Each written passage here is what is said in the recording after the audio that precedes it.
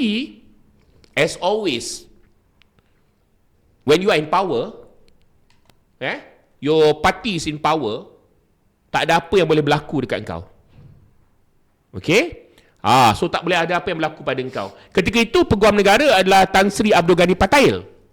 Ya, yang menjadi pendakwa raya juga perlu mengarahkan polis untuk melakukan siasatan untuk berdakwa ramanan, ya, mengikut Seksyen 420 Kanun Keseksaan. Can you guys imagine Anwar Ibrahim, ya, dia, come on, takkanlah kau bodoh sangat.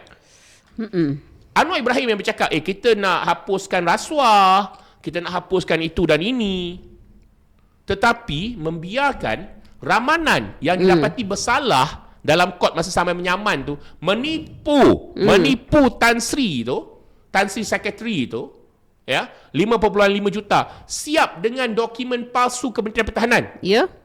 Bagaimana orang ni dia boleh first of all dijadikan calon parlimen.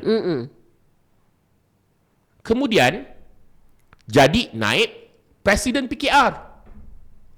Kemudian naik jadi menteri. Itu risiko, Olivia. Menteri Sumber Manusia kan? Menteri Sumber Manusia. Ya. Jangan ingat kementerian itu kesumah. Kesumah kita panggil kan. Kementerian Sumber Manusia itu miskin, guys. Kesumah itu memang banyak benda yang boleh dibuat. So jadi mendiang apa ni, Kapal Singh kan. Mendiang Kapal Singh dah kata dakwa.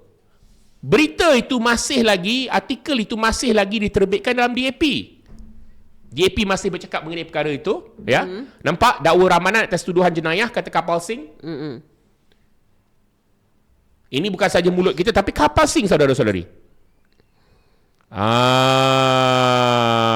Okey, Kapal Singh. Olivia, masa mendiang Kapal Singh bercakap pasal perkara ini, Olivia, kan? Bila Olivia baca, apa pendapat Olivia? Adakah manusia macam ni layak diberikan peluang untuk menjadi ahli parlimen, untuk menjadi menteri, untuk menjadi naib presiden parti, Olivia? Sebelum ni ramanan ni masa yang kes 5.5 juta tu dia dengan MIC kan. Lepas tu DAP mendesak supaya mendakwa ramanan ni. Sekarang ni ramanan ni dia berada dalam Madani, Kerajaan Madani, dan dia memegang jawatan Menteri Sumber Manusia. Apa tindakan Anwar Ibrahim dan DAP? That's a good question. DAP ada bersuara tak? Yelah, kita persoalkan, okeylah, dia kata sebab masa Victor Chin buat kenyataan, dia ada bagi duit kepada Mr. R yang dikatakan sebagai ahli parlimen di kawasan Klang Valley, dia kata kan.